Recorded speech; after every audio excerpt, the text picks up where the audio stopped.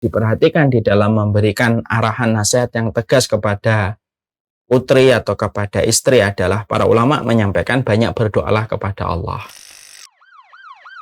في ليلة من الليالي لست أدري ما تراني ظلمة تغمرني يا رب الأرض ضاقت والسماء وقلبي ما عرف الضياء والدمع بات يبكي يا إلهي يا إلهي يا إلهي يا إلهي يا إلهي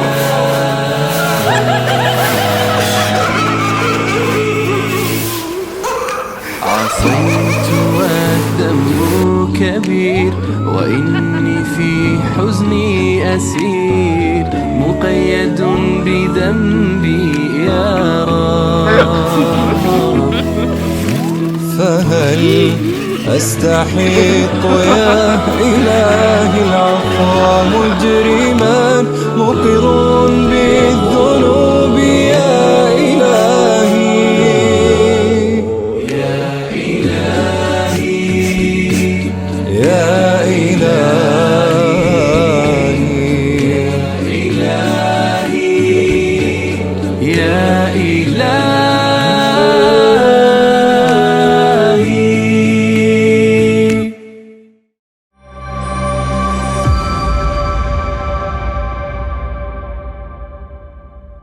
Assalamualaikum warahmatullahi wabarakatuh. Innal hamdalillah wassalatu wassalamu ala Rasulillah wa ala alihi wa sahbihi wa man tabi'ahum bi ihsan ila yaumil qiyamah. Kepada seluruh para santri, para santriwati, kepada seluruh para umahat, kepada seluruh para penuntut ilmu dan para tamu pada teras kehidupan ilmu yang semoga Allah rahmati, Allah berkahi, dan semoga Allah menjadikan hati kita memiliki salah satu indikator hati yang sehat. Di antaranya adalah hati yang tidak pernah kenyang mendapatkan ilmu dan nasihat yang turun di sisi kitabullah dan di sisi sunnah Rasulullah SAW. Siapapun yang ingin meraba pada dirinya, meraba pada jiwanya, apakah dia memiliki hati yang salim, hati yang selamat ataukah tidak, salah satu di antara indikator untuk membaca salimnya hati kita adalah apakah kita termasuk orang yang kenyang ketika mendapatkan ilmu ataukah kita tidak pernah kenyang.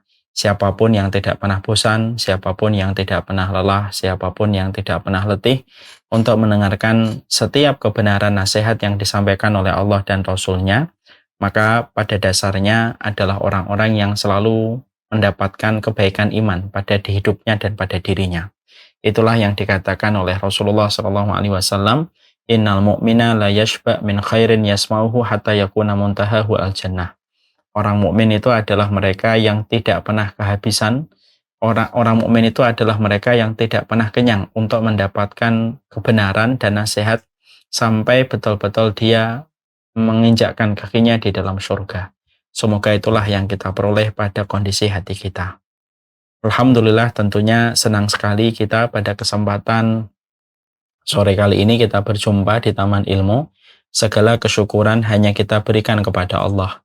Memang hidup di dunia tidak semua perkara bisa kita dapatkan.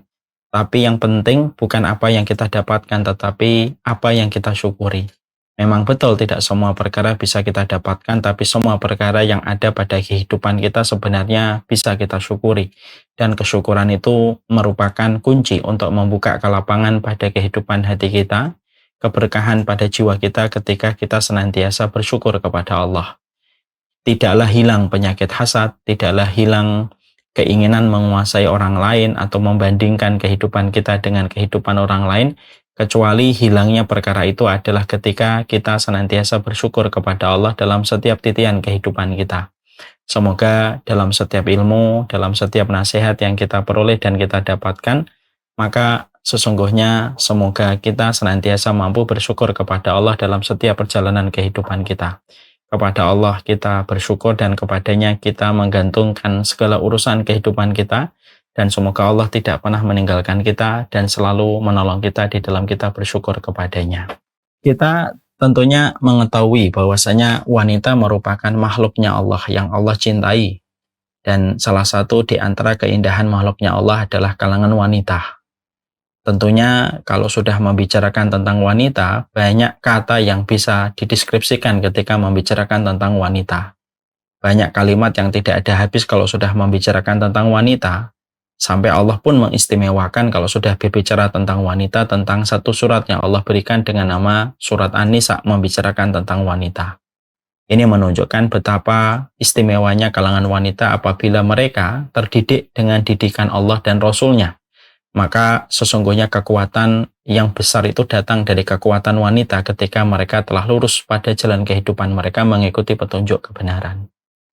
Di sisi yang lainnya, wanita itu walaupun disebut perkasa dan membentuk peradaban besar dimulai dari kalangan wanita, tentunya juga kita paham Rasulullah Shallallahu Alaihi Wasallam juga menyampaikan di dalam satu riwayat dari Anas bin Malik bahwasanya wanita itu al-qawarir, wanita itu memiliki hati selayak kaca yang begitu bening dan begitu mudah untuk pecah.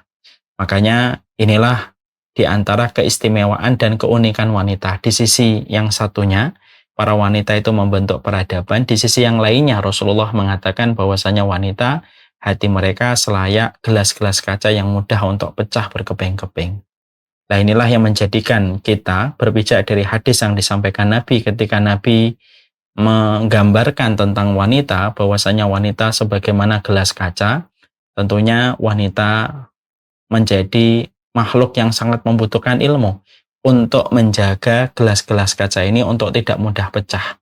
Nah, inilah yang menjadikan salah satu di antara banyak alasan kenapa kita membahas tentang sebuah kitab muslimah di dalam dekapan sunnah, karena kita ingin sekali di dalam kajian ini kita memberikan ilmu yang disampaikan oleh Allah dan Rasul-Nya kepada kalangan wanita, di mana ilmu-ilmu itu sejatinya menjadi petunjuk dan obat dari getirnya berbagai macam penyelewengan yang dilakukan oleh kalangan wanita hari ini. Nah, tentunya sudah sering saya sampaikan, hidup pada zaman fitnah itu getir, dan tidak ada obat dari getirnya pada zaman fitnah kecuali dengan ilmu. Menjadi wanita muslimah ketika berada pada zaman fitnah itu tidak ringan. Menjadi laki-laki tidak ringan, menjadi wanita juga tidak ringan ketika kita hidup pada zaman fitnah. Dan tidak ada penguat bagi kalangan wanita ketika mereka berada pada ruang waktu yang disebut dengan zaman fitnah, kecuali obatnya adalah dengan ilmu dan petunjuk. Nah, inilah yang menjadikan kita membahas muslimah di dalam dekapan sunnah. Kita kemarin sudah membahas hadis yang pertama, ya, dan kita akan membahas hadis yang kedua. Ini merupakan part yang kedua dari pembahasan kita sebelumnya ketika membahas tentang hadis yang disampaikan dari Abi Sa'id Al-Khudri. Ya, ketika Rasulullah Shallallahu Alaihi Wasallam diterangkan kharaja Rasulullah fi adha au fitrin ilal musalla famaro ala nisa faqala ya ma'syaran nisa tasaddaqna fa inni uraitukunna aktsaru ahlin nar faqulna wa bima ya Rasulullah qala tuksirna la'an wa takfurna al-ashir ma ra'aitu minna kisatu aklin wa dinin adhaba liru birajul hazim min ihdakunna qulna wa ma nuqsanu dinina wa aklina ya Rasulullah alaysa syahadatul mar'ati mislu nisfa syahadatir rajul qulna bala qala fadzalika min nuqsani akliha alaysa idha hadat lam tusalli wa lam tasum qulna bala ya Rasulullah qala fadzalika min nuqsani diniha. Hadis yang kita bedah pada part yang kedua ini adalah hadis yang datang dari Abu Sa'id Al-Khudri. Rasulullah keluar ke tanah lapang untuk menunaikan sholat Idul Adha ataupun sholat Idul Fitri. Kemudian Rasulullah melewati shaf kaum wanita. Lantas beliau bersabda, wahai kaum wanita, bersedekahlah kalian. Sesungguhnya aku telah diperlihatkan oleh Allah, kebanyakan penduduk neraka adalah kalangan wanita. Kemudian mereka bertanya, kenapa dominasi penduduk neraka datang dari kalangan wanita ya Rasulullah? Maka Rasulullah menjawab, karena wanita sering melaknat dan mengingkari kebaikan suami. Dan aku tidak mendapati orang yang kurang akalnya dan agamanya, namun paling bisa menghilangkan akal sehat laki-laki yang kuat daripada kalian. Lalu kaum wanita itu bertanya, apa yang dimaksudkan kurang agama dan akal kami? Rasulullah menjawab, bukankah kesaksian seorang wanita sama dengan setengah kesaksian seorang laki-laki? Mereka menjawab, benar ya Rasulullah, itulah kekurangan akalnya. Dan bukankah apabila wanita sedang haid, dia tidak bisa melaksanakan sholat? Maka para wanita menjawab, benar ya Rasulullah. Maka Rasulullah bersabda, itulah yang dimaksudkan dengan kekurangan agamanya. Inilah yang kita kemarin baca dan kita sudah mempelajari beberapa poin. Poin yang kita pelajari yang kemarin sudah kita bahas bersama pada hadis yang diriwayatkan dari Abu Sa'id Al-Khudri adalah yang pertama, dianjurkan kaum wanita untuk turut menghadiri sholat id di tanah lapang dan tetap menjaga hijabnya. Artinya, sholat id itu memiliki sebuah fungsi dan sebuah tujuan supaya terlihat syiarnya kaum muslimin dengan banyaknya jumlah yang ada pada waktu mereka melaksanakan sholat id. Itulah yang menjadi alasan dari pertanyaan kenapa wanita haid, wanita istikhadah, mereka tetap disunahkan untuk keluar ke lapangan ketika ditegakkan sholat id untuk memperbanyak jumlah kaum muslimin yang terlihat dan itu bisa menjadi syiar bagi kaum muslimin. Yang kedua, anjuran kepada kaum wanita untuk bersedekah.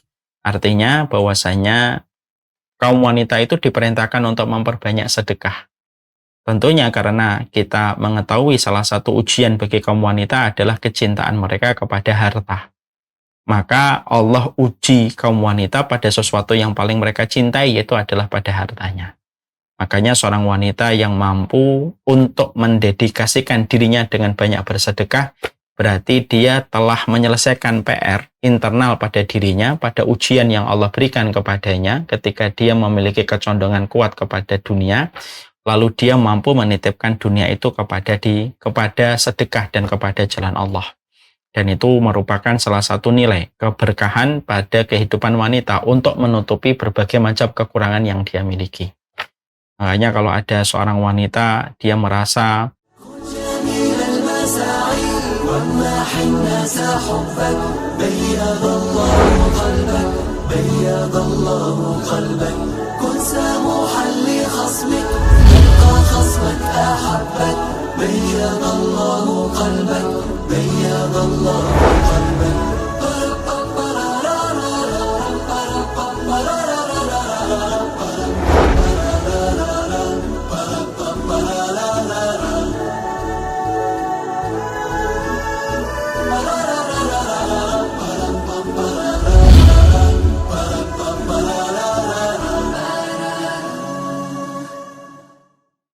makanya kalau ada seorang wanita, dia merasa tidak memiliki banyak kebaikan, maka untuk menutupi kekurangan dia pada ketidakbaikannya adalah dengan memperbanyak sedekah. Karena sedekah itu merupakan jalan pintas untuk menutupi kekurangan kita di hadapan Allah, dari setiap perintah yang kita lalaikan, dari setiap tugas yang harusnya kita penuhi, lalu kita tidak memenuhi secara sempurna, maka untuk menutupi kekurangan kita, kecompang-campingan kita di dalam kehidupan kita di hadapan Allah adalah banyak bersedekah. Kemudian yang ketiga, sedekah itu merupakan tameng ke seorang manusia dari api neraka. Yang keempat, di antara metode mendidik kaum wanita adalah dengan memberikan nasihat yang dapat mencegah mereka dari perbuatan kemaksiatan atau menghentikan mereka untuk tidak melakukannya. Sekarang kita pembahasan nomor 4.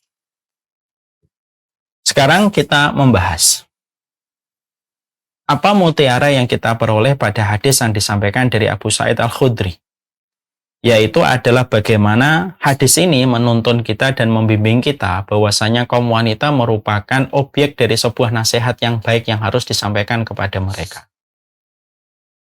Dan sesungguhnya di antara makhluknya Allah yang paling banyak membutuhkan nasihat itu kalangan wanita, sama dengan kalangan laki-laki. Bahwasanya mereka membutuhkan nasihat.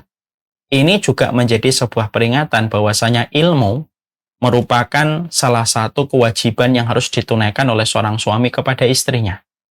Dia harus memberikan narasi kebenaran kepada istrinya di dalam perjalanan kehidupan, dan dia harus menyampaikan kepada istrinya apa yang harusnya dia lakukan pada kehidupan mereka dan kemaksiatan apa yang harus ditinggalkan dalam kehidupan mereka. Ini pula yang juga harus kita pahami di dalam kehidupan berkeluarga.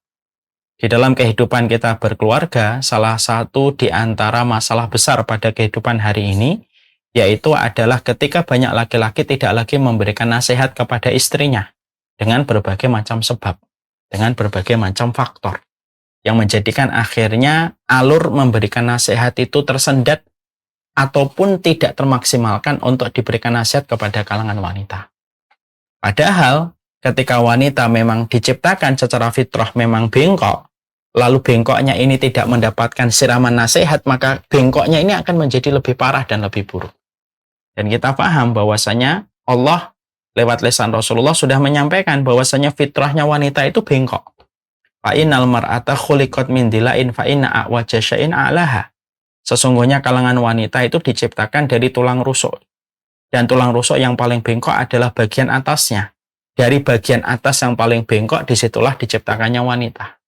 Dan bengkoknya wanita ini akan memberikan madarat, memberikan keburukan, ketika mereka tidak mendapatkan nasihat yang tepat yang diberikan oleh suami mereka dalam kehidupan berumah tangga.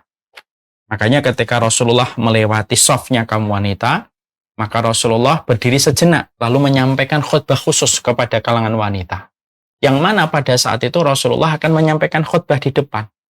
Tapi Rasulullah ketika melewati saf wanita, beliau berdiri sebentar, beliau sampaikan nasihat yang beliau sampaikan khusus kepada safnya kaum wanita. Dan itu menunjukkan betapa besarnya perhatian Rasulullah untuk memberikan narasi kebenaran kepada kalangan wanita tentang apa yang harus mereka lakukan dan perkara apa yang harus mereka tinggalkan. Ya, inilah salah satu di antara hal yang kita harus paham. Qawamnya, tegasnya seorang laki-laki di dalam kehidupan disampaikan oleh para ulama. Qawamnya laki-laki itu kalau mereka bisa menyampaikan nasihat kepada setiap wanita yang menjadi tanggung jawab mereka dari istri dan anak-anak putri mereka. Tapi terkadang banyak laki-laki yang mereka terkadang skip, mereka tidak mau memberikan nasihat kepada istrinya, tidak mau memberikan nasihat kepada putrinya, dengan berbagai macam faktor. Faktornya mungkin karena istrinya galak, mungkin karena istrinya keras ketika diberi nasihat, ataupun ketika istrinya merasa lebih pintar daripada suaminya, yang menyebabkan alur nasihat ini tidak termaksimalkan untuk diberikan kepada kaum wanita, maka kemadharatan demi kemadharatan akan didapatkan. Karena wanita pada dasarnya ketika mereka diciptakan dari tulang rusuk yang bengkok, mereka membutuhkan nasihat, dan nasihat itu sebagaimana air untuk menyuburkan kehidupan hatinya seorang wanita di dalam fitrahnya mereka dan tanggung jawab yang mereka harus lakukan pada kehidupan. Makanya disinilah kita akhirnya paham kan, laki-laki yang tidak memberikan nasihat kepada istrinya, mereka terkategori menjadi laki-laki yang disebut dengan dayus. Dayus itu kalau kita bertanya, dayus itu apa Ustaz? Alladzi tuqirul khabisa fi ahlihi. Alladzi yuqirul khabisa fi ahlihi. Yang disebut dengan laki-laki dayus itu adalah laki-laki yang membiarkan keburukan menimpa kepada keluarganya. Dia tidak mau memberikan nasihat. Entah karena dia bodoh, entah karena dia tidak tahu, entah karena dia tidak siap menghadapi reaksi yang disampaikan oleh istrinya, akhirnya dia diam. Maka diamnya laki-laki ini dibenci dan dimurkai oleh Allah, dan menjadikan laki-laki dayus tidak dilihat oleh Allah dan tidak disucikan oleh Allah pada hari kiamat. Dan ini menunjukkan betapa besarnya kewajiban seorang laki-laki untuk mengingatkan istrinya di dalam kebaikan dan mengingatkan putrinya di dalam ketaatan mereka di jalan Allah, dan bagaimana mereka meninggalkan larangan dari perkara yang dimurkai oleh Allah. Makanya kalau kita belajar dari apa yang disampaikan oleh para ulama pada poin yang keempat, apa yang kita pahami secara mafhum, secara atmosfer yang kita pahami dari poin yang keempat ini apa? Berarti seorang laki-laki dituntut untuk memiliki ilmu. Bahkan mereka harus memiliki ilmu lebih tinggi daripada istrinya, daripada anak perempuannya. Supaya ilmu ketika dia miliki mampu memberikan kebaikan kepada istri dan anaknya. Karena kita juga memahami terhadap sebuah kaidah faqidus syai' la yu'ti. Yang kosong tidak bisa memberi, yang kosong tidak bisa mengarahkan. Makanya disinilah kita akhirnya paham, berarti seorang suami dituntut bagaimana mereka harus mengerti tentang kebenaran, narasi kebenaran. Dan harus menyampaikan itu kepada istrinya dan kepada anaknya, supaya bengkoknya mereka pada fitrah ketika mereka diciptakan, maka bengkoknya itu tidak mengarah kepada kerusakan ketika mereka senantiasa mendapatkan tetesan-tetesan air ilmu pada kehidupan mereka. Ya. Nah, ini menjadi perkara yang cukup sangat urgen dalam kehidupan berumah tangga hari ini. Banyak laki-laki yang terkadang mendiamkan apa yang menjadi kesalahan dari istrinya, karena mereka tidak mau ribut. Ya sudahlah, daripada ribut nanti bertengkar. Akhirnya dia diamkan. dilakukan oleh istrinya sesuatu yang salah, dilakukan oleh putrinya ketika salah. Maka ini hanyalah menjadi bom waktu yang nanti akan meledak pada saat yang tidak terduga. Makanya betul ketika sebagian para ahlul hikmah itu mengatakan, mendiamkan kesalahan pada istri, lalu tidak memberikan nasihat dan ilmu kepada para istri dan kalangan wanita yang menjadi tanggung jawab kita, maka ibaratnya kamu mulai hidupkan dan aktifkan bom waktu. Yang kita tidak pernah tahu kapan bom waktu itu akan meledak dan akhirnya merusak kehidupan kita. Makanya disinilah kita akhirnya mengerti tanda qawamnya seorang laki-laki kepada kalangan wanita itu adalah ketika dia mengarahkan istrinya, anak perempuannya pada perkara yang harusnya mereka mengerti dengan narasi kebenaran yang harus dipahami oleh setiap istri dan setiap anak-anak putri yang dia miliki. Ini narasi kebenaran itu harus betul-betul paham. Ya.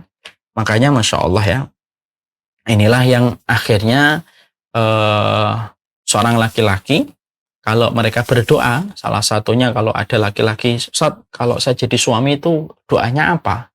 Makanya ada beberapa ulama yang mengatakan, jadikanlah lisan kamu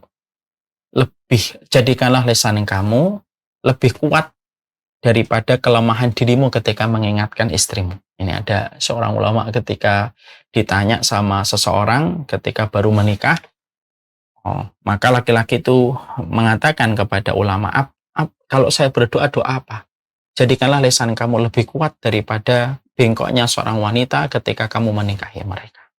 أكون بالقيم العظيمة جدولا نسقي الحياة محبة وفعالا هي هكذا قيم النجاة تحثني فأخوض فيها للنجاة نزالا هي هكذا قيم النجاة تحثني فأخوض فيها للنجاة نزالا لا تسأل المقدام عن سبل العلا ستراه طيرا بالعزيمة جاء أسمو وأجتاز السماء جلالا فأزيد أسراب الغيوم جمالا وألون الدنيا بأجمل بسمة وأكون للخير العميم مثالا. Jadi qawamnya laki-laki itu adalah kepada narasi yang dia sampaikan kepada istrinya dan kepada anaknya. Ini boleh, ini tidak boleh, ini offset, ini tidak offset, ini sudah ini harus disampaikan. Walaupun terkadang konsekuensi dari menyampaikan itu terkadang terjadilah sebuah benturan. Yang ternyata kalau kita pahami benturan itu memang terkadang kita dapatkan, tapi arah ke depannya menjadi baik ketika istri akhirnya memahami apa yang seharusnya dia lakukan dan dia kerjakan. Tentunya kita harus paham ya, kalau ada seorang suami, istrinya bermasalah, maka sang suami itu yang akan ditanya oleh Allah. Tapi berbeda kalau ada seorang istri mendapati suaminya bermasalah, istrinya tidak akan ditanya. Karena bawahan tidak ditanya atasan. Jadi kalau contoh ekstrimnya, ada seorang perempuan mendapati suaminya bermasalah dengan berbagai macam dosa-dosa besar yang dia kerjakan. Gitu.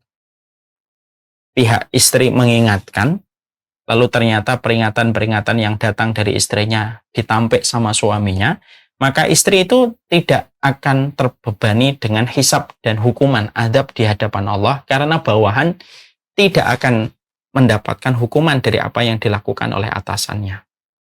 Beda dengan atasan kalau dia melakukan sesuatu atau dia melalaikan satu perkara sampai istrinya bermasalah, istrinya menyimpang, tentunya dia akan dihisab oleh Allah.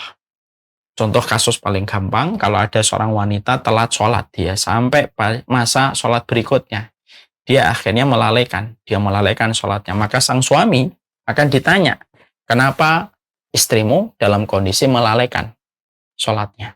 Tapi kalau ada seorang istri, ternyata mendapati suaminya lalai di dalam melaksanakan sholat sampai habis waktu sholat, istri tidak akan ditanya. Dan itulah kaidah di dalam hisab. Walaupun mengingatkan itu adalah keutamaan bagi seorang istri ketika mereka mencintai semata-mata karena Allah.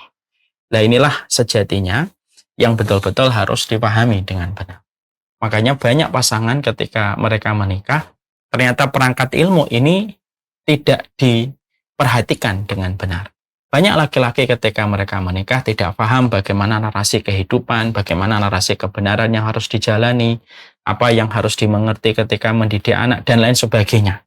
Sehingga akhirnya ketidakadaan ilmu ketika mereka menjadi nahkoda pada perjalanan kapal bahtera rumah tangga, itulah yang menyebabkan banyaknya kerusakan demi kerusakan yang terjadi. Makanya sekali lagi adalah pentingnya memberikan nasihat yang tegas kepada wanita tentang narasi-narasi kebenaran. Yang paling penting itu narasi kebenaran, artinya poin-poin kebenaran itu apa saja yang harus dimengerti.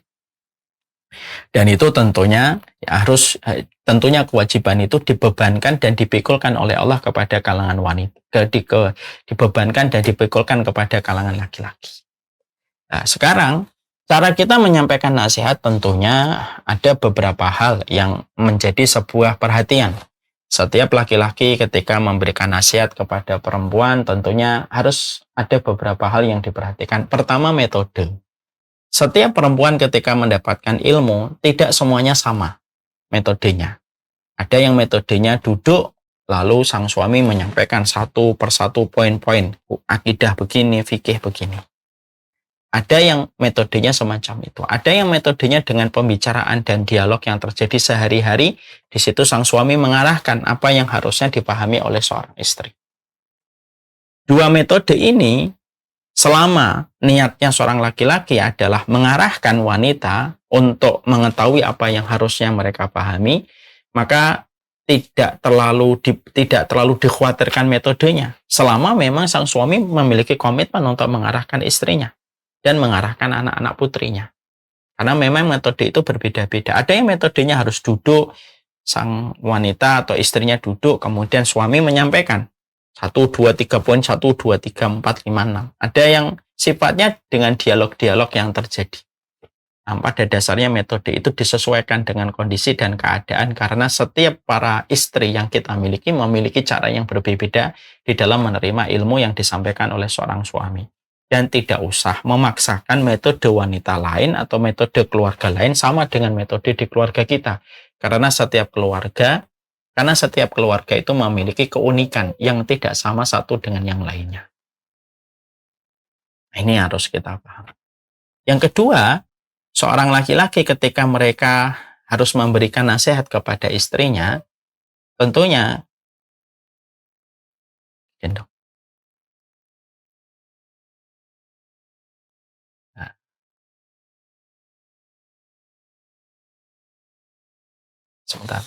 sebentar, anak saya bangun.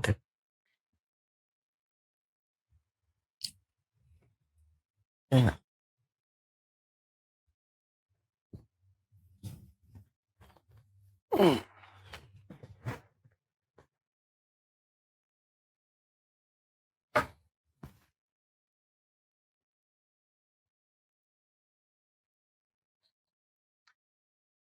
Yang kedua yang perlu diperhatikan di dalam memberikan arahan nasihat yang tegas kepada putri atau kepada istri adalah para ulama menyampaikan banyak berdoalah kepada Allah. Karena mengingatkan wanita ternyata tidak semudah yang dibayangkan dan diperkirakan oleh banyak laki-laki. Banyak terkadang kita menyampaikan sesuatu terkadang menjadi berat ketika harus disampaikan kepada keluarga. Ketika para ulama menyadari tentang beratnya memberikan nasihat yang tegas kepada istri dan kepada anak, para ulama memberikan sebuah arahan yang bagus. Banyak berdoalah kepada Allah sebelum menyampaikan sesuatu. Banyaklah berdoa kepada Allah menyampaikan sesuatu. Karena pemilik hati seorang wanita, pemilik hati seorang istri itu adalah Allah. Dan yang menggenggam hatinya adalah Allah. Inna quluba bani adama baina isba'ini min asabi'ir rahman. Sesungguhnya setiap hati anak Adam itu berada di antara jari jemarinya Allah. Makanya mintalah kepada Allah pertolongan supaya setiap ilmu, setiap nasihat yang kita sampaikan kepada istri disertai dengan pertolongan Allah. Karena setiap kata yang terurai dan setiap kalimat yang terucap ketika dibersamai dengan pertolongan Allah, ketika kita rajin berdoa, maka tidak ada hati yang mampu menahan setiap kata dan setiap kalimat yang sudah dibersamai dengan pertolongan Allah. Ini juga sangat penting sekali. Maka ini yang harus selalu menjadi perhatian, karena terkadang banyak laki-laki mereka merasa ketika memberikan nasihat kepada kalangan wanita itu terbentur dengan tembok dan dinding yang tebal, dan merasa bahwasanya sering sekali nasihat yang dia sampaikan itu tidak mendapatkan respon yang baik. Maka berdoalah kepada Allah Subhanahu wa Ta'ala supaya setiap kata, setiap kalimat yang terucap dari kalangan laki-laki ketika mengingatkan istrinya ataupun mengingatkan putri-putri mereka, maka tidak ada kalimat yang sudah dibersamai kecuali adalah membuka hati. Inilah yang kita harus paham. Jadi perhatikan, kalau poin yang keempat dan poin yang kelima ini sama, bahwasanya memberikan nasihat ini tidak dilaksanakan oleh seorang laki-laki, maka cukuplah seorang laki-laki terkategori sebagai pendosa-dosa besar ketika mereka tidak menyampaikan nasihat kepada seorang istri. Makanya ini merupakan perkara yang sejatinya harus hadir dalam kehidupan berumah tangga yang dibangun di atas keimanan dan ketakwaan kepada Allah. Makanya seorang istri kalaulah mereka masih mendapati nasihat dari seorang laki-laki, walaupun terkadang mungkin dia memiliki emosi ketika mendapati nasihat itu, maka harusnya seorang perempuan itu bersyukur kepada Allah ketika mendapati seorang laki-laki itu memberikan nasihat. Berarti yang kita sikapi adalah seorang wanita kalau mendapati suaminya masih memberikan nasihat kepadanya, berarti suaminya adalah qawwam. Qawwam itu mengarahkan, mengendalikan, membimbing, itu artinya qawwam. Dia membimbing. Jadi kalau seorang dikatakan qawwam itu apa? Jangan sampai kita menyebut kata qawwam tapi tidak paham. Artinya qawwam itu mengarahkan, membimbing, mengendalikan kepada perkara yang benar. Maka kalau ada seorang istri mendapati suaminya masih memberikan nasihat, Ya ilahal wujud qad sa'imtul, jauhkanlah orang ini dari neraka ya Allah. Ketika pandangan, maka sesungguhnya Al-Quran itu memetakan orang-orang yang mereka tidak pernah ingat. Mereka rela terstruktur, terevaluasi di dalam proses mereka belajar macam peristiwa. Yang mana peristiwa itu satin orang, maka kelak pada kehidupan di akhirat mereka nanti lapor hisab kemudian mulai dilakukan. Maka ketika hisab itu sudah mulai dijalankan, tapi mereka tidak jahat, mereka tidak mendolimi. Tidak ada orang yang kebingungan dalam kehidupan di akhirat, kecuali kebingungan tidak pernah punya istri dan Allah tidak punya anak. Allah nanya kepada orang Nasr, yang satunya tidak mau masuk lagi ke lubang itu, semacam itu. Ketika sudah bicara tentang bagaimana apinya itu berisi di dalamnya air, dan mereka menyangka bahwasanya mereka akan diberikan kesegaran sejenak. fahamaltul huda sadiqan fil mada. Maka kalau ada seorang istri mendapati suaminya masih memberikan nasihat, berarti dia bersyukur. Satu, berarti suaminya memiliki sifat qawwam, walaupun mungkin seorang wanita emosi mendapatkan nasihat itu, tapi setidaknya di dalam hatinya, walaupun mungkin dia gengsi untuk ketahuan, dia bersyukur. Oh, suami saya masih qawwam ini kalau dia masih memberikan nasihat kepada saya. Yang kedua, berarti suaminya tidak dayus. Suaminya tidak terlaknat dalam kehidupan kelak di akhirat ketika mereka masih menjalankan tugas untuk membimbing dan mengarahkan istri dan anaknya. Justru yang kita khawatirkan, kalau suami kita hanya memberikan nafkah secara bulanan, nafkah material, finansial, memberikan hadiah kepada kita, tapi justru dia tidak pernah memberikan nasihat. Kecintaan akhirat, karena kecintaan itu dua. Kecintaan suami kepada istri itu ada dua, kata para ulama. Kecintaan kepada istri karena dunia, maka mereka hanya perkara dunia saja. Dan tidak sama sekali melibatkan urusan akhirat yang harus menjadi keinginan mereka bertemu dan bersua di akhirat. Biasanya kalau kecintaan dunia tidak pernah memberi nasihat. Yang penting sama-sama having fun. Pokoknya seneng lah. Saya kalau jadi suami sih having fun. Pokoknya saya seneng. Kalau hal yang nggak seneng-seneng udah kita tinggalkan aja. Ini cinta. Saya nggak menafikan cinta, tapi cintanya hanya pada konteks di dunia saja. Tapi orang yang beriman, cintanya itu cinta dunia dan cinta akhirat. Dan cinta akhirat itu dilandasi dengan sebuah nasihat yang harus terus disampaikan. Dan itu menjadi perkara yang penting, terutama ketika kita memahami dari lisan Rasulullah, bahwasanya perempuan itu diciptakan dari tulang rusuk yang bengkok, dari tulang rusuk itulah mereka diciptakan. Dan nasihat itu supaya bengkoknya wanita tidak memberikan kemadharatan dan keburukan pada kehidupan manusia. Itu yang kita. Poin yang keenam yang kita pahami dari hadis Abu Sa'id Al-Khudri yang tadi disampaikan, yaitu adalah kebanyakan penduduk neraka adalah kalangan wanita. Hadis ini ketika Rasulullah Shallallahu Alaihi Wasallam menyampaikan kepada kita bahwasanya fa inni uritukunna aksaru ahlin nari an-nisa. Bahwasanya ketika Nabi mengatakan, aku telah diperlihatkan oleh Allah bahwasanya dominasi penduduk neraka itu adalah kalangan wanita. Berarti menunjukkan bahwasanya penduduk neraka itu didominasi oleh kalangan wanita.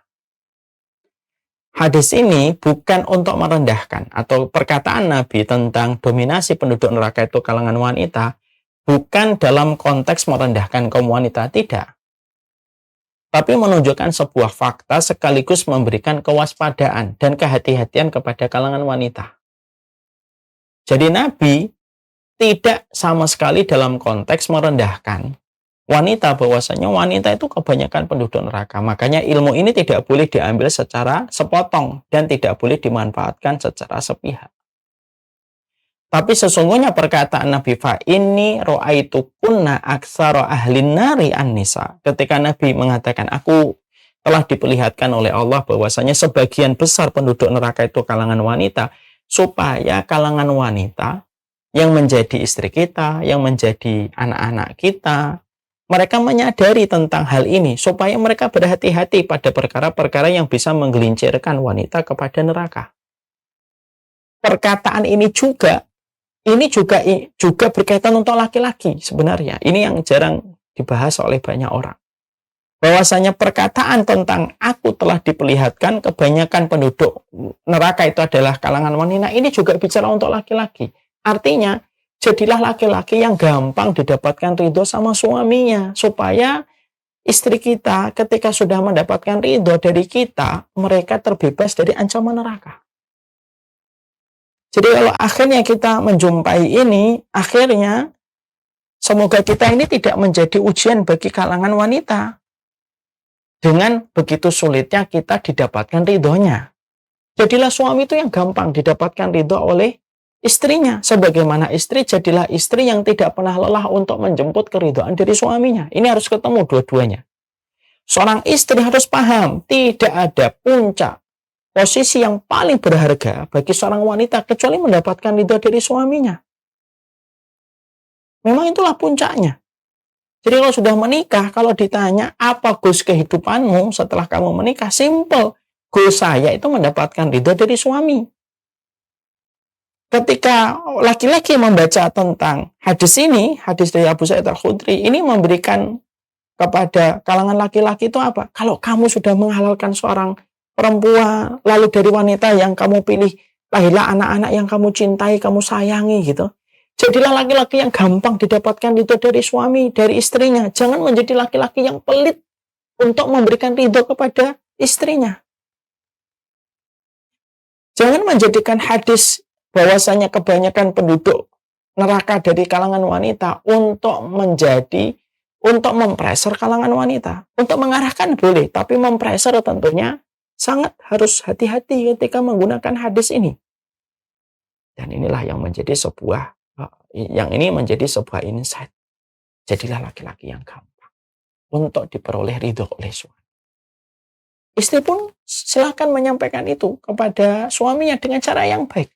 Mas, jadilah suami itu yang gampang didapatkan ridhonya. Ya, bagaimanapun saya lemah. Saya ini perempuan yang memiliki kelemahan fisik. Makanya Allah istirahatkan saya dalam 1 bulan, 1 pekan untuk istirahat dari panjangnya ibadah dan ketaatan. Maka jadilah seorang laki-laki yang mudah-mudahan saya gampang menjemput ridhomu. Makanya kadang-kadang kita harus berpikir sederhana ya. Apakah kita ridho istri yang telah memberikan kepada kita anak, merawat anak-anak kita, yang terkadang kita gendong anak setengah jam sudah pegel dan mulai bingung apa yang harus dilakukan, tapi istri kita bisa menggendongnya berjam-jam gitu ya untuk merawat anak-anak kita gitu. Apakah kita ridho ibunya dari anak-anak kita mendapatkan jilatan api neraka? Tentunya orang yang mencintai istrinya karena akhirat, bukan dunia, tentunya tidak berkenan.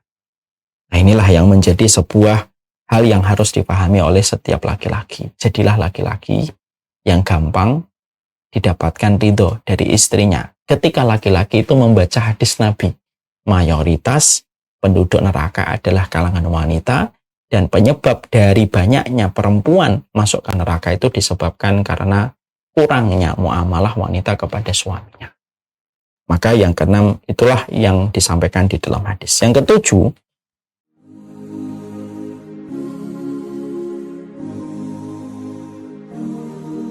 بين الرجاء والخوف قلبي طائر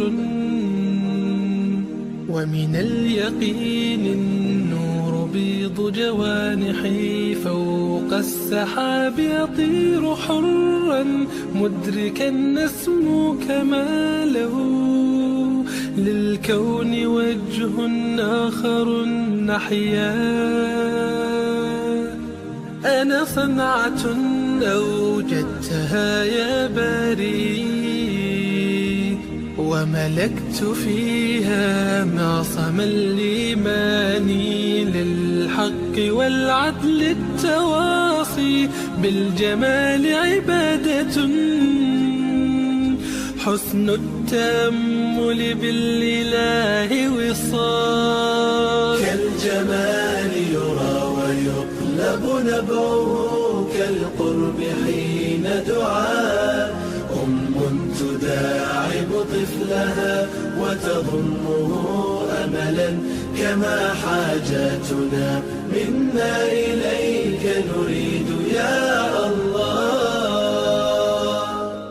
وضعت لغات الكون تنشر قيمة للحب للإسعاد للتغيير يا رب قربنا وباركنا لنعمل صالحا في يدي رسالة التغيير وضعت لغات الكون تنشر قيمة للحب للسعاد للتغيير يا رب قربنا وباركنا لنعمل صالحا في يدي رسالة التغيير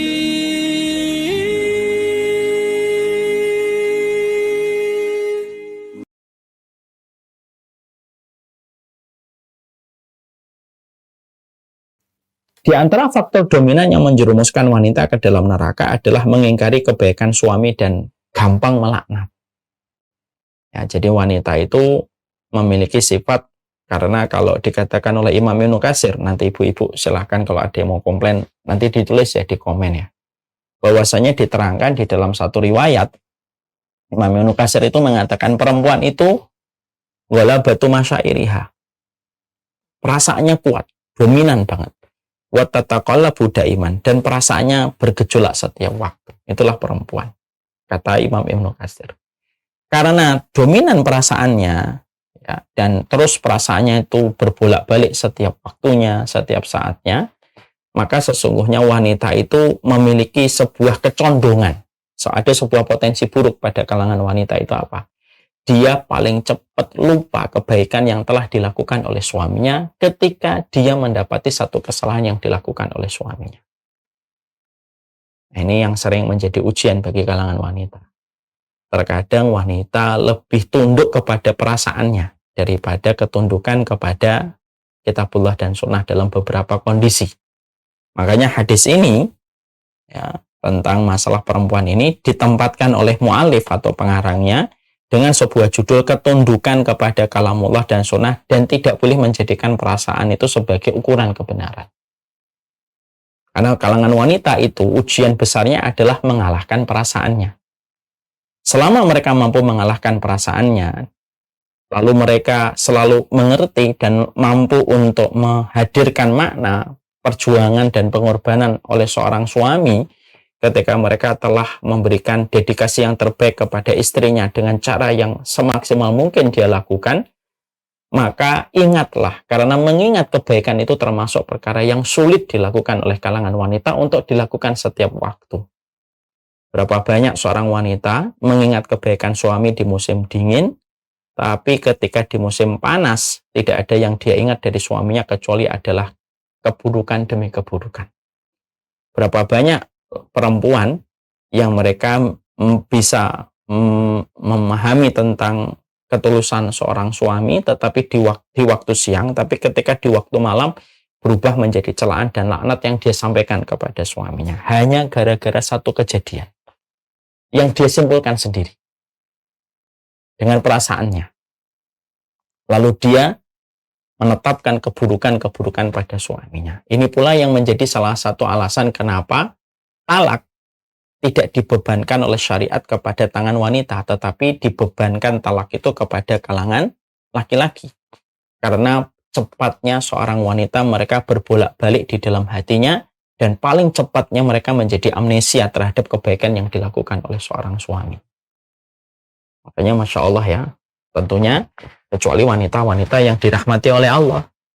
Makanya seorang wanita ketika mereka selalu tersambung dengan taklim, tersambung dengan majelis ilmu, pada dasarnya tersambungnya kalangan wanita dengan majelis ilmu itu untuk meminimalisir, yaitu sikap amnesianya yang dia miliki terhadap suaminya. Ya, makanya Masya Allah ya, kalaulah para wanita memahami betapa besarnya tanggung jawab seorang suami dan bagaimana pengorbanan yang harus diambil dan bagaimana tanggung jawab dia nanti di hadapan Allah, tentulah seorang wanita akan mengalahkan perasaannya kalau sudah melihat suaminya.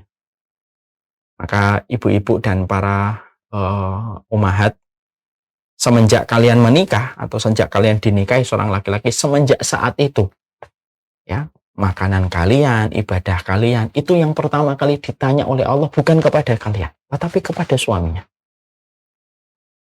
Jadi misalkan ada fulanah, ya, misalkan ada Aisyah, atau mungkin namanya Fatimah, dinikahi sama seseorang yang bernama Arif. Tanggal 5 September.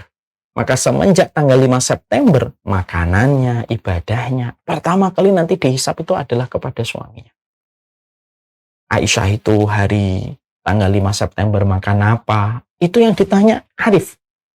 Arif, nih istrimu tanggal 5 makan ini, itu datang hartanya dari mana? Halal atau tidak halal? Itu yang ditanya adalah Arifnya.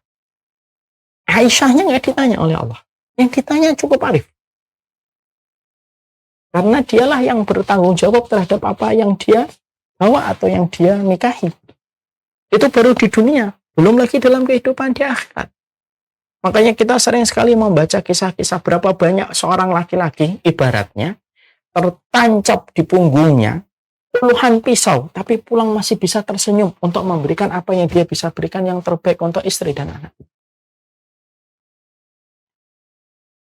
Dan itulah yang menjadi salah satu ujian bagi kalangan wanita. Karena perasaan yang ada pada dirinya itu yang menjadikan mereka itu sering amnesia terhadap kebaikan yang dilakukan suaminya. Padahal suaminya memberikan apa yang dia bisa berikan. Kalaupun dia jatuh dalam kesalahan, karena sesungguhnya memang manusia atau laki-laki itu memang manusia di akhir zaman yang tentunya membawa kekurangan. Tidak ada manusia yang sempurna. Dan itu menjadi salah satu perkara yang menjadi ujian. Makanya dengan apa yang dibahas pada poin yang ke-7 ini, makanya akhirnya kita bisa mengkaitkan dengan sebuah hadis dari Rasulullah SAW. Ya, dalam sebuah hadis Rasulullah SAW kan, Rasulullah pernah ditanya, perempuan yang utama itu yang apa ya Rasulullah? Maka Nabi itu ditanya tentang wanita solehah itu kriterianya apa gitu. Maka Rasulullah itu tidak menjawab kriteria wanita solehah itu yang banyak sholatnya. Enggak, Nabi nggak menjawab itu. Ketika Nabi ditanya kriteria wanita solehah, Nabi tidak mengatakan yang banyak puasanya, enggak. Tapi Nabi itu menjawab kriteria wanita solehah itu kalau dipandang menyenangkan. Artinya, yaitu memiliki wajah yang selalu menyenangkan ketika suaminya itu melihat dia. Itulah jihadnya seorang wanita dan itu ibadahnya. Kadang-kadang ada wanita yang mereka mampu sholat 2 jam, 3 jam, tapi belum tentu dia mampu tersenyum kepada suaminya dalam apapun kondisi yang dihadapi dari suaminya. Ada banyak wanita yang terkadang mampu untuk puasa Daud setiap harinya, tapi ternyata dia setiap hari selalu memulai hari dengan pertengkaran demi pertengkaran kepada suaminya dengan berbagai macam alasan yang mungkin akan dijadikan pembenaran tentang perbuatan yang dia kerjakan. Makanya Nabi ketika ditanya, wanita solehah itu apa? Nabi menjawab yang apabila ketika suaminya memandangnya, maka menyenangkan. Itu yang dijadikan oleh Nabi pertama kali. Karena ketika wanita itu menyenangkan ketika dipandang oleh suaminya, berarti wanita itu tahu bahwasanya kebaikan yang dilakukan oleh suaminya dan pengorbanan yang telah dikerjakan olehnya. Banyak laki-laki, Bu, dan para ummahat, banyak laki-laki yang sering saya dengar, mereka bertahan di satu kantor yang terkadang tidak kondusif bagi mereka, tidak cocok bagi mereka, tapi mereka bertahan di kantor itu dan tidak mau keluar. Karena yang mereka pikirkan itu istri dan anak-anaknya. Kalau mereka keluar dari kantor itu, walaupun harus mengorbankan apa yang menjadi kenyamanan dirinya ketika bekerja. Itu sering saya jumpai. Berapa banyak laki-laki yang kadang saya jumpai, rela dia menahan barang untuk tidak membeli barang-barang yang dia mau. Dia tahan itu. Untuk tidak memiliki barang-barang yang dia inginkan. Tapi karena dia ingin supaya bisa memberikan yang terbaik untuk istrinya dan untuk anak-anaknya. Sadar atau tidak sadar? Berapa banyak hal itu telah dilakukan oleh banyak laki-laki di dalam kehidupan berumah tangga, tapi begitu cepatnya seorang wanita untuk lupa terhadap semua pengorbanan yang telah dilakukan laki-laki itu ketika bersama dengan dirinya. Padahal mereka lah yang bertanggung jawab nanti. Bertanggung jawab di dunia, bertanggung jawab di akhirat di hadapan Allah. Jadi kalau ibu-ibu hari ini makan apa, makan kacang hijau, makan bubur, apapun yang dimakan oleh seorang istri hari ini, yang pertama kali yang akan ditanya oleh Allah bukan kita sebagai seorang istri dan wanita, tapi yang ditanya adalah suami kita. في ليلة من الليالي لست أدري ما تراني ظلمة تغمرني يا رب الأرض ضاقت والسماء وقلبي ما عرف الضياء والدمع بات يبكي يا إلهي يا إلهي يا إلهي يا إلهي يا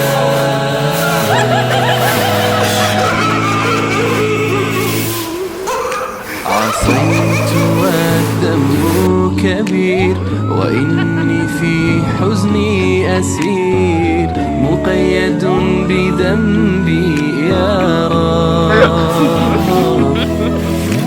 فهل أستحق يا إلهي العفو مجرما مقر بالذنوب يا إلهي يا إلهي يا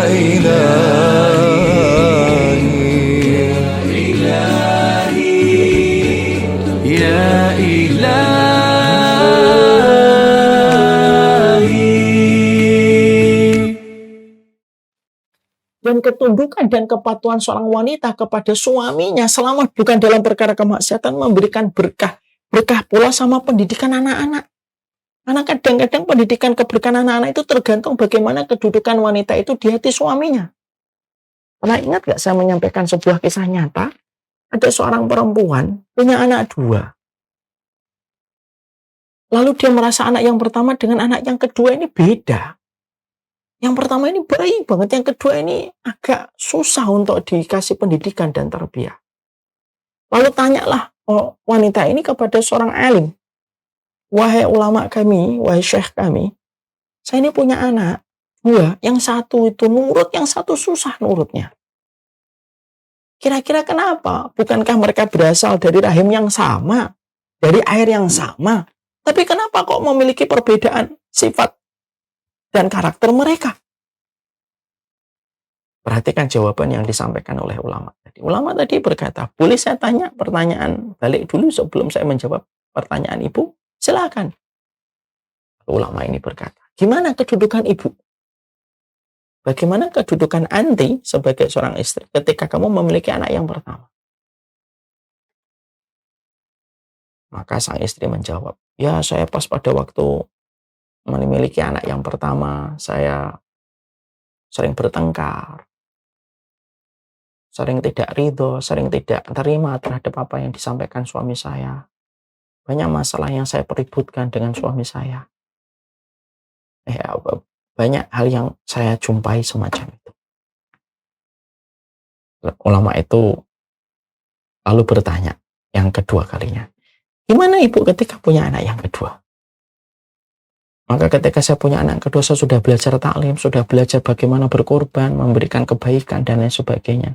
Tidak mengingkari kebaikan suaminya. Dan saya selalu memperbaiki, mengalahkan perasaan saya kalau sedang emosi ketika berhadapan dengan suami saya. Maka akhirnya sang ulama ini berkata, jawaban dari pertanyaan ibu sebenarnya ada pada jawaban yang ibu berikan kepada saya. Jadi ketika sang wanita ini bermasalah, sering membiarkan pertengkaran demi pertengkaran kepada suaminya, bahkan dia selalu menganggap benar setiap pertengkaran itu, maka itulah yang menjadikan akhirnya anak yang pertama dalam kondisi keras. Dan beda ketika dalam kondisi dan beda dengan kondisi ketika anak yang kedua. Nah, itu yang akhirnya menjadi sebuah perkara yang kita renungkan. Rahim itu terpengaruh bagaimana hatinya wanita itu di hati suaminya. Karena rahim itu di bawah hatinya dia. Kalau hatinya wanita ini mendapatkan ridho dari suaminya, ibaratnya wanita ini sudah mendapatkan pintu surga. Kalau pintu surga sudah diperoleh, maka anak yang solih yang sebenarnya akan memudahkan dia untuk mendapatkan pintu surga pun akan digampangkan oleh Allah, kan begitu. Dan itulah sejatinya yang kita harus paham. Makanya akhirnya kita mendapati pada perenungan surat Al-Furqan 74, Rabbana hablana min azwajina wa dzurriyyatina qurrata a'yun. Ya Allah, berikanlah kepada kami pasangan-pasangan kami dan anak-anak kami yang qurrata a'yun. Disebutkan kata pasangan lebih dulu daripada anak. Kenapa? Karena pasangan itu sebelum mendapatkan anak qurrata a'yun itu, maka pasangan itu harus saling memberikan qurrata a'yun, baru nanti mendapatkan anak qurrata a'yun. Tapi kalau seorang istri tidak menjadi qurrata a'yun, laki-laki tidak melaksanakan qawamnya dengan mendidik, mengarahkan, membimbing istrinya, dan mereka tidak menjadi qurrata a'yun untuk istrinya, gimana akan mendapatkan anak qurrata a'yun? Sulit dan susah. Makanya disebutkan kata min azwajina itu lebih dulu daripada kata dzurriyyatina. Kata pasangan itu lebih didahulukan sebelum menyebutkan kata keturunan. Karena apa? Keturunan kamu tergantung bagaimana hubungan qurrata a'yun di antara suami istri. Dan salah satu di antara penyebab hilangnya qurrata a'yun dalam kehidupan rumah tangga itu apa? Ini yang disampaikan oleh Rasulullah. Yaitu adalah yakfurna bil ashir. Takfurnal la'an wa takfurnal ashir. Banyak melaknat dan lupa kebaikan seorang suami. Ini yang menghilangkan qurrata a'yun. Kecuali, kalau kata para ulama, kecuali suaminya telah melakukan dosa-dosa besar. Berzina, aborsi, minum khamr yang tidak pernah mau berhenti, memiliki pemikiran-pemikiran sesat di dalam memandang kehidupan yang berlawanan dengan pemikiran Rasulullah dan para sahabat Nabi. maka itu ceritanya menjadi lain. Tapi kalau kekurangan dalam masalah-masalah hal yang sifatnya teknis dalam kehidupan sehari-hari, dan perbedaan teknis itu terkadang didasari karena latar belakang pendidikan yang berbeda, keluarga yang berbeda, pendidikan yang juga berbeda, lingkungan yang juga berbeda, akhirnya menjadikan teknis juga berbeda. Sang suami dari lingkungan semacam ini, sang istri dari lingkungan semacam ini, perjalanannya berbeda. Kadang-kadang teknis harian itu juga berbeda di dalam menetapkan sebuah standar-standar keseharian. Maka itu jangan sampai menjadi sebuah perkara yang melupakan kebaikan dari seorang suami. Setan itu terkadang bersembunyi pada masalah-masalah kecil yang terlalu dibesar-besarkan. Banyak orang yang terkadang ketika di pinggir jurang mampu selamat karena hati-hati. Tapi terkadang banyak orang yang terpleset ketika tidak menyadari lantai rumahnya licin ketika baru dipel, lari ketika dia terpleset. Kenapa? Karena pada waktu lantai rumahnya basah dia tidak sadar, remeh dikiranya itu tidak ada apa-apa. Beda ketika mereka di atas jurang. Apa analogi yang kita harus pelajari dari contoh ini? Terkadang setan itu bersembunyi pada perkara-perkara kecil yang sering diremehkan. Ataupun perkara kecil yang terkadang dibesar-besarkan. Kalau masalah teknis, nggak bisa kita menyamakan laki-laki dan perempuan dalam masalah teknis 100% itu nggak bisa.